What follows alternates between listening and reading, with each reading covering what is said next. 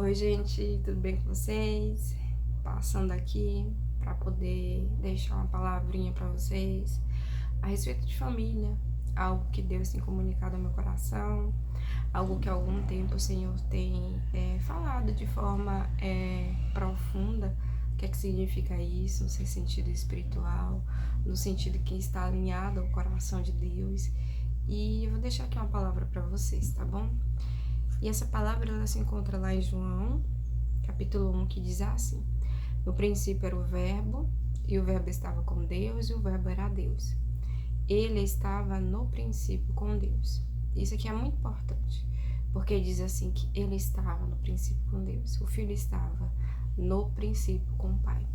Então, no processo de criação, no processo de início de todas as coisas ali, né, de criação, de todas as coisas, a família estava presente. O Pai, o Filho e o Espírito Santo. E eles não estavam presentes apenas em uma reunião, como quem pede a opinião do outro. Eles estavam ali reunidos concordantemente. Eles estavam ali em um só, né, em uma só intenção. Então, a gente vê isso ao longo das escrituras, a gente vê essa comunicação, essa interação da Trindade em todas as escrituras, né? Essa unidade, essa ligação poderosa da unidade em todas as escrituras. A gente vê Deus comunicando ali através do Espírito Santo dele, o Filho, de diversas formas. O Pai, ele vem comunicando ali, o Filho. Quando a gente chega na nova aliança, a gente vê o Filho revelando o Pai. E especificamente no livro de João, que é um livro assim que fala muito a respeito de Deus como Pai, então essa ligação, mesmo essa filiação, essa unidade. E ele vem falando assim: eu e o Pai, nós somos um. Eu não faço nada de mim mesmo, eu faço aquilo que o Pai deseja. E aí ele vem trazendo o Pai, assim, e o Pai de uma forma assim, onde ele e o Pai realmente são um, sabe? Realmente eles estão unidos ali concordantemente. E o mais engraçado é que essas revelações que o Pai traz na Antiga Aliança e essa revelação que Cristo traz na Nova Aliança sobre família e sobre unidade, sobre revelar a essência do Pai e sobre essa interação, sabe? Pai, Filho e Espírito Santo. A gente vai ver isso, que eu li até recentemente, lá na Antiga Aliança, na construção do templo de Salomão. A Bíblia vai dizer que eles estavam ali, né, que o templo já tinha sido feito ali, construído, e no momento ali que o povo ele se reúne, eles cantam em uma só voz. A presença de Deus vem de forma poderosa naquele lugar. E aí na nova aliança a gente vai ver que quando Cristo ele cumpre o propósito dele de morte, de ressurreição, e ele deixa a palavra aos discípulos, que ele diz assim: olha, eu deixarei convosco o meu espírito. E quando os discípulos ali estão reunidos, a Bíblia vai falar lá em Atos que eles estavam reunidos concordantemente em um mesmo lugar. Olha que espírito de unidade poderosa. E eles trouxe ali, né? E o Espírito ali desceu de forma poderosa sobre aquele ambiente. Eles foram batizados ali com o Espírito. Eles receberam ali, né? No caso, o Espírito Santo. E aí, gente, a gente precisa ver isso em todos os lugares, para que a presença de Deus venha, para que a presença de Deus habite, seja nas famílias, seja na igreja. Existe um espírito muito grande de polarização, de divisão, que não compreende diversidade, que não compreende que as pessoas elas são diversas, que mesmo as pessoas tendo opiniões diferentes a respeito de certas coisas, elas ainda assim, elas podem ali em seu ser, elas está ali concordar, ela está ali em unidade.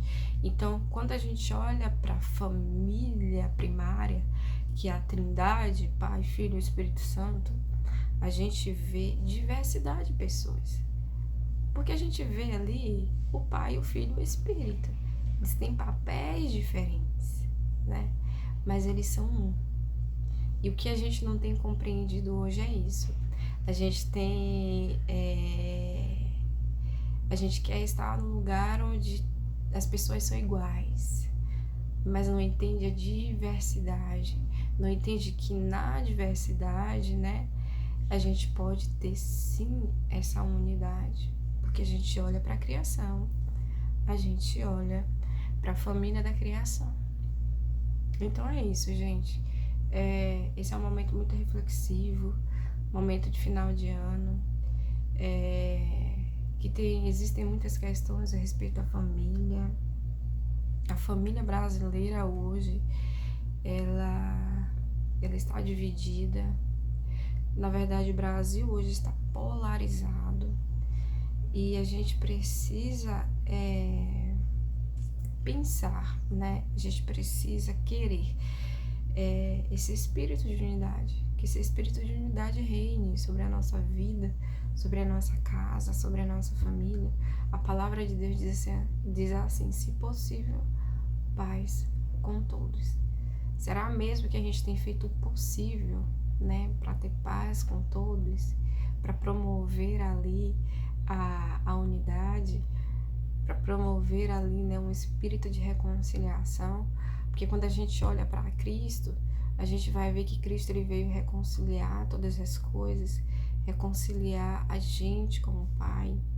Então hoje a gente tem acesso ao Pai graças ao sacrifício de Cristo.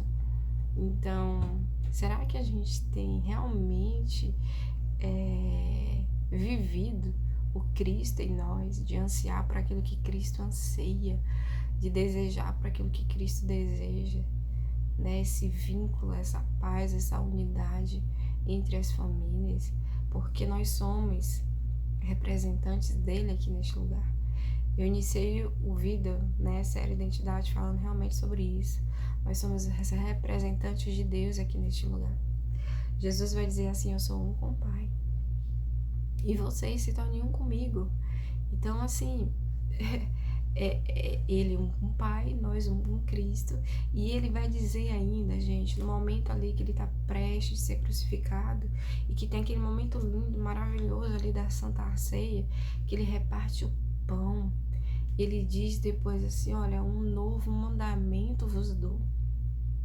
E a gente só lembra, né, do primeiro e segundo mandamento, né, que Cristo ressignifica: amai a Deus sobre todas as coisas e amai o próximo como a ti mesmo, ok? Mas o Senhor também, né, momento esplêndido ali na mesa ali, momento daquela reunião ali, daquela unidade ali, daquele compartilhar de significados, onde o Senhor lava os pés dos discípulos, onde o Senhor reparte o pão, e depois ele diz assim: um novo mandamento eu vos dou, que ameis uns aos outros, para que todos saibam que vocês provêm de mim. E a gente muitas das vezes está focado em amar a Deus, né? E Deus diz assim: olha, se você não consegue, né, amar o teu próximo que está ali perto de você, quanto mais a mim. Então, às vezes a gente vive realmente nesse engano, nessas mentiras, quando a gente não compreende que Cristo ele entregou a vida dele, e que muitas das vezes nós precisamos também entregar a nossa vida pelos nossos irmãos, sabe? Que, se possível, ser fraco para aquele que é fraco, nos tornar forte para aquele que é forte. Assim como o apóstolo Paulo disse: eu serei tudo para com todos, a fim de que alguns, né, sejam alcançados. E às vezes nós não fazemos esses esforços. Às vezes nós vivemos em cima de birras, né, no âmbito ali da igreja. Nós vivemos num lugar de: eu acho que isso é certo, eu não gosto disso, eu não gosto de dar a mão, eu não gosto de repetir aquilo que o pastor está falando. E a gente vive em cima dessas questões que mais dividem, gente, do que reconcilia, do que une. E isso mostra muito no nosso coração. Isso mostra ainda que a igreja brasileira, né, e a família, ela passa por um estado de imaturidade. E é por isso que Jesus olha, ele diz assim: a quem compararei essa geração? Eles são como crianças, né? Ora ele faz isso, ora ele faz aquilo, eles não se agradam com nada. E o Senhor nos compara a crianças. E a Bíblia vai dizer que a geração, que a natureza, ela geme em expectativa nas revelações dos filhos maduros de Deus. Então, a toda a natureza, Deus, né, tudo tá em expectativa para que nós, filhos de Deus, venhamos ser revelados como filhos maduros, entendendo quem Deus é, entendendo quem nós somos, não sendo levado a qualquer vento de doutrina, a qualquer forma de pensamento enganosa, a qualquer ideologia que vem, que nos envolve, não. Mas o Senhor deseja que nós venhamos estar firmados na rocha, no entendimento, na revelação de quem Ele é. Pedro, sobre esta pedra, edificará a minha igreja. Pedro, sobre essa revelação de que eu sou Cristo, de que eu sou o Messias. É isso daí. Então, eu acho que a gente precisa voltar ao princípio. A gente precisa voltar ao cerne do coração de Deus para entender, sabe? Para entender a Trindade, a essência, essa íntima comunhão, essa ligação, esse esforço mútuo para manter a paz, o vínculo da paz, se possível for, paz com todos. Então parece que a gente tem deixado isso de lado. Parece que qualquer forma ou qualquer teologia contrária a de alguém aí divide de forma assim absurda. E é triste de ver como as coisas na igreja, na família da igreja, né, tem se dividido assim. E a gente não tem compreendido essa unidade, essa diversidade na unidade, sabe?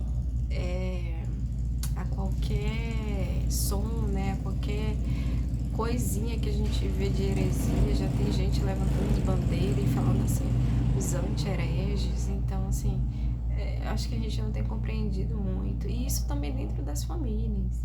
Será que realmente a gente tem se esforçado para manter a paz com o irmão, para manter a paz com os familiares, né, o tio, a avó e o marido aí? Será que a gente tem feito esse esforço, né, se colocado realmente neste lugar de falar assim, eu estou representando Deus aqui neste lugar. Eu não posso agir de qualquer forma, eu não posso falar de qualquer forma, eu não posso me comportar de qualquer forma, não por medo de condenação, ou medo das bênçãos do Senhor não atingir a vida da gente, mas por um entendimento de quem o Pai é, e também ter uma responsabilidade com o outro, entendendo que o outro está nos observando, entendendo que o outro, ele muitas das vezes pode precisar daquilo que está dentro de nós. Então, nesse entendimento do Pai e nessa responsabilidade com o outro, que a gente não está tendo, a gente tem procurado, a gente tem nos movido diante do nosso propósito com as nossas próprias expectativas, assim, com os nossos próprios interesses. E quais são os nossos interesses? Que a ira de Deus não venha sobre nós, porque se a gente não faz aquilo que Deus não deseja que a gente faça, a ira de Deus vai recair sobre nós. Ou então, né, as bênçãos de Deus não vão atingir a minha vida. Então deixa eu me mover conforme aquilo que o Senhor quer que eu faça, né? Deixa eu fazer aqui. Mas sem entendimento do Pai, sem responsabilidade com o outro. E a gente vive como filho pródigo, né? Duas características ali, dualidade entre o filho maduro, né, que é o filho mais velho, e o filho mais novo ali, que é escravo, que se relaciona com o pai por aquilo que o pai tem, e aí ele vai, toma parte da herança, né, faz o que faz, depois retorna. E o filho maduro que não compreende quem o pai é, que não entende que tudo pertence a ele, e que ele deve se relacionar com o pai em um lugar de conhecimento. Então, dois filhos ali totalmente perdidos em si mesmos. E ainda irado porque o filho volta, retorna, e o pai tratar bem aquele filho sem entendimento nenhum do pai, sem entendimento do irmão. Porque parece até que aquele homem que voltou não era irmão dele. Porque sem entendimento do irmão. E se a gente não tem entendimento do irmão, a gente não tem entendimento do outro. E a gente também não tem entendimento do pai. E eu acho que a família aqui é para poder representar e apontar para isso. Essa relação de irmandade que a gente desconhece. Essa relação de repartir. Essa relação de entrega, de sacrifício com o outro. Então eu acho que a gente precisa viver esse nível que Deus quer, sabe? Esse nível de família que vai alcançar muitos outros âmbitos familiares, né? Então a gente precisa querer aquilo que o Senhor quer, desejar aquilo que o Senhor quer, com entendimento, com conhecimento de quem Ele é, tá? Não firmados no medo. Então é isso que o Senhor traz. Então é isso que Cristo traz ali no momento da Santa Ceia ali. A questão da irmandade, a questão do repartir o pão, a questão de lavar os pés um dos outros. E assim conhecereis que são os meus discípulos. E assim todos vão conhecer quem vocês são. Não é dar o mínimo, não é dar aquilo que está me sobrando. Não, isso no sentido de dar em todos os aspectos, tá? Em valor, em essência, em paciência, em todos os aspectos. Não somente isso, né? Mas nesse sentido mesmo de você realmente viver aquilo que Cristo viveu, a proposta que Cristo viveu. A Bíblia vai dizer que Cristo, ele era unigênito, ele era filho único, né, do Pai. E ele passou a ser primogênito, que significa o primeiro de muitos irmãos. As famílias hoje, elas não têm desejado ter muitos filhos. Então, quando a gente vive também essa escassez, assim, de sentido, dessa forma de pensar, fica até difícil do irmão entender a questão da irmandade, porque não tem irmão, é só filhos únicos. E Jesus, ele deixa de ser único, né? Ele deixa de ser unigênito para ser o primogênito, o primeiro de muitos irmãos, né? O pai ansiava por muitos filhos, os irmãos, o filho mais velho ansiava por muitos irmãos que sejam semelhantes a ele, irmãos que sejam imagem e semelhança a eles, porque Cristo é a cabeça da nova criação, tá?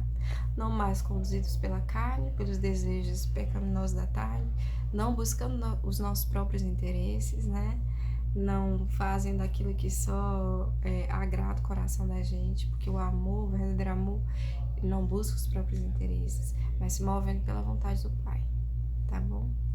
Então, acho que é isso. Acho que a gente precisa entender essa questão, sabe?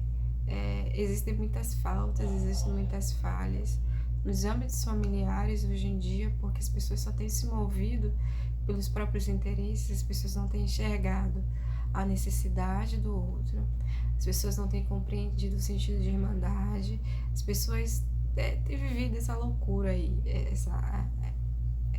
isso aí tudo que a gente vê. E que Deus nos alcance, hein?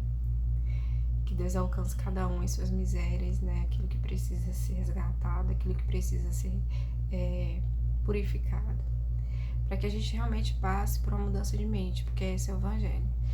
E primeiro acontece no campo da nossa mente. A gente precisa querer pensar como Cristo pensa, depois desejar o que Cristo deseja, depois agir como Cristo age. Então acho que a gente precisa viver isso aí, tá bom? Então é isso, gente. Que esse final de ano a gente realmente, nesse Natal, nesse espírito natalino que diz, né, nascimento de Cristo, essa nascimento de Cristo aponta para a reconciliação, né, de todas as coisas. Então que a gente realmente esteja não só em multidões, né, não só reunidos por estar reunidos, pela comida, pela bebida, pelos presentes, não pelas fofocas, mas que a gente queira estar nesse espírito, esse vínculo de paz, de unidade, que glorifica o nome de Deus. E aí, quando a gente pensar como Cristo pensa, desejar aquilo que Cristo deseja e agir como Cristo age, a gente vai ver as coisas fluindo na nossa vida, na nossa casa e na nossa família. Fluindo para que o nome de Deus seja glorificado. Porque a paz habita, a presença de Deus habita. Tá bom? Então, fiquem com Deus e bom final de ano para vocês. Tchau, tchau.